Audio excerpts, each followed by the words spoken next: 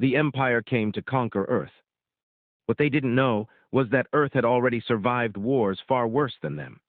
Intro, the Empire's fleets arrived in silence, thousands of warships sliding into orbit like executioners who had done this 1,000 times before.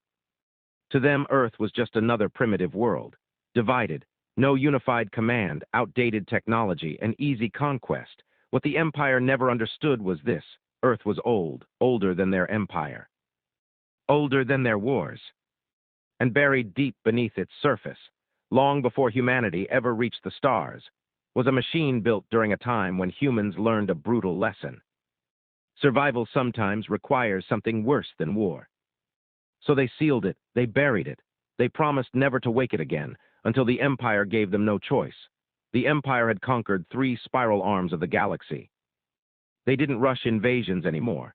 They arrived with confidence, precision, and overwhelming force, because nothing had ever stopped them. So when their fleets emerged above Earth, there was no tension on the bridge of the flagship Dominion of Stars, only boredom. "Confirm classification," Admiral Carvel said, gazing at the rotating hologram of Earth. "Class 3 civilization," an officer replied. "Technologically fragmented, atmospheric weapons. Primitive orbital defenses." Soft laughter echoed across the command deck. "Barely spacefaring," another commander added. "They argue with themselves more than they fight enemies," Carvel tilted his head. "And yet they survived." No one answered that. On Earth, chaos spread at the speed of fear. Satellites blinked out as alien jamming flooded the skies. Emergency broadcasts overrode every channel. Cities emptied. Military bases went to full alert, even though every commander knew the truth. Human weapons couldn't pierce alien shields. The best humanity could hope for was delay. Deep beneath the surface of the planet, far below bunkers built for nuclear war, a chamber that had not been opened in centuries came alive. Ancient systems hummed as power flowed through forgotten conduits. Lights illuminated walls etched with warnings in dozens of languages, some no longer spoken. At the center of the chamber stood a structure that defied easy description. Not a missile, not a reactor, a machine whose purpose was too vast to be explained by a single word. 6 humans stood before it. General Mara Voss folded her arms, forcing her voice to remain steady. "The Empire hasn't contacted us," she said. "That means extermination." Dr. Elias Wren nodded grimly. "They don't negotiate with species they've already written off." Silence followed. Then Wren spoke the words none of them wanted to hear. "There is another option." Every eye turned toward the machine. The war machine had been built during humanity's first near extinction. Back when humans almost destroyed themselves through endless escalation. When the smartest minds on Earth asked a forbidden question, what if wars never really end? The answer terrified them. So they designed something radical, a machine that didn't just destroy enemies, but removed their ability to threaten. They tested it once. The results were so absolute that humanity collectively agreed, never use it again. They buried it. They erased its history. They swore no empire would ever force them to wake it. Above Earth, the alien fleet shifted into attack formation. Thousands of cannons aligned. Energy readings climbed to planet-killer levels. On the flagship, Admiral Carvel allowed himself a small smile. "Prepare firing solution," he ordered. "Final chance for surrender?" an officer asked. Carvel shook his head. They had their chance when they first looked at the stars. In the underground chamber, General Voss stared at the machine. "If we activate this," she said, "we don't control what happens next, Doctor." Wren met her gaze. "We never did." A countdown appeared on the wall screen, impact estimated in minutes. Humanity was out of time. Voss placed her hand on the ancient control interface. The machine responded instantly. Not violently, not loudly. With recognition, deep beneath Earth, systems that had slept for centuries began to awaken. Energy flowed through channels older than nations. The war machine did not feel anger. It calculated. And for the first time in its long silence, it turned its attention toward the stars. Above the planet, the Empire laughed. They did not know the war machine had woken, and the galaxy was about to remember Earth. For several seconds after activation, nothing happened. No quake.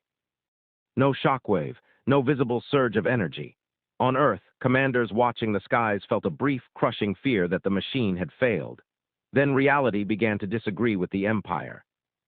On the bridge of the Dominion of Stars, warning tones erupted across every console. Admiral. Targeting solutions are collapsing. Spatial constants fluctuating. Our weapons can't resolve impact vectors. Carvel's mandibles tightened. Explain. An officer's voice trembled. Sir, the math assumes space behaves consistently. It no longer does. The Admiral stared at the hologram of Earth. The planet hadn't fired a single shot. And yet the Empire's weapons were suddenly meaningless. Deep beneath the planet, the ancient war machine completed its awakening cycle. It did not search for ships. It searched for patterns. Expansion, domination, assimilation. The Empire was not unique, it was repetitive, and repetition was a threat. Primary directive. Preserve human continuity. Secondary directive. Neutralize external civilization collapse vectors. The conclusion was immediate. The war machine did not attack Earth's orbit. Instead, it reached outward, not through distance, but through reference frames. A distant Imperial task force, positioned light years away to reinforce the invasion, was selected. There was no explosion, no warning. Space around the fleet folded, cleanly, precisely. Each ship became isolated in its own perfectly valid but incompatible reality. From the galaxy's perspective, the fleet vanished. From the Empire's perspective, it had never existed. Across Imperial space, alarms spread faster than fear. Outer fleets missing. Navigation beacons returning contradictory positions. Admiral, we can still see our ships. But we can't agree where they are. Carvel felt cold certainty settle into his core. This was not warfare. This was removal. Across the galaxy, ancient observatories reacted. Star maps drifted. Hyperspace lanes lost stability. Civilizations paused mid-conflict, sensing something fundamental had changed. Something old. Something final. On Earth, Dr. Wren watched the data streams with wide eyes. It's not destroying them, he said slowly. It's isolating them, making coordination impossible. General Voss swallowed. Can it stop? Wren didn't answer immediately. No, he said at last. Not until the threat pattern collapses. Above Earth, Imperial ships drifted, engines intact, weapons charged, but unable to act meaningfully. The Empire's greatest strength, overwhelming coordination, had vanished in seconds. For the first time in its history, the Empire faced an enemy it could not fight. And for the first time since the invasion began, Earth was untouched, still alive, still waiting. Admiral Carvel straightened, forcing authority back into his voice. Open a channel to Earth, he ordered. There was no response, because the war machine had already moved to the next phase, not escalation, correction. And the galaxy, finally aware that Earth had awakened something ancient, held its breath. The Empire did not fall in fire. It fell in silence. Across Valkyrian-controlled space, admirals screamed orders into voids that no longer carried meaning. Fleets existed, but not together. Supply chains collapsed as routes refused to resolve the same way twice. Hyperspace anchors, once the backbone of Imperial reach, ceased to agree on where they were. The Empire had been built on one unshakable assumption, that reality would cooperate. The ancient war machine revoked that privilege. On the bridge of the Dominion of Stars, Admiral Carvel watched the star map fracture into contradictions. Status of the core worlds, he demanded. The answer came hollow. Intermittent contact. Reinforcements cannot converge. Every task force is alone. Carvel understood then. Weapons could be rebuilt, fleets replaced. Worlds reconquered, coordination could not. Without it, the Empire was just scattered steel. Deep beneath Earth, the war machine entered its terminal logic state. Threat pattern, collapsing hostile expansion capability, terminated human continuity, stabilized. Its creators had argued over this phase for years. Some called it annihilation, others called it mercy. The machine called it completion. It did not target cities or species. It dismantled empire-scale advantages. Imperial hyperspace corridors dissolved into unusable complexity. Information supremacy died when data could no longer synchronize. Command authority vanished when no two ships shared the same frame of reference. Subject worlds noticed first. When pleas for aid went unanswered, when punitive fleets failed to arrive, when the Empire's shadow finally lifted. Rebellions ignited, not because Earth commanded them, but because the Empire could no longer suppress them. Above Earth, the remaining Imperial vessels attempted retreat. Their engines fired flawlessly. Space declined the request, not blocked, redefined. One by one, the ships faded from shared reality. No explosion, no debris, no heroic last stand. Just absence. On Earth, the sky returned to normal. No victory parades followed, no cheering crowds.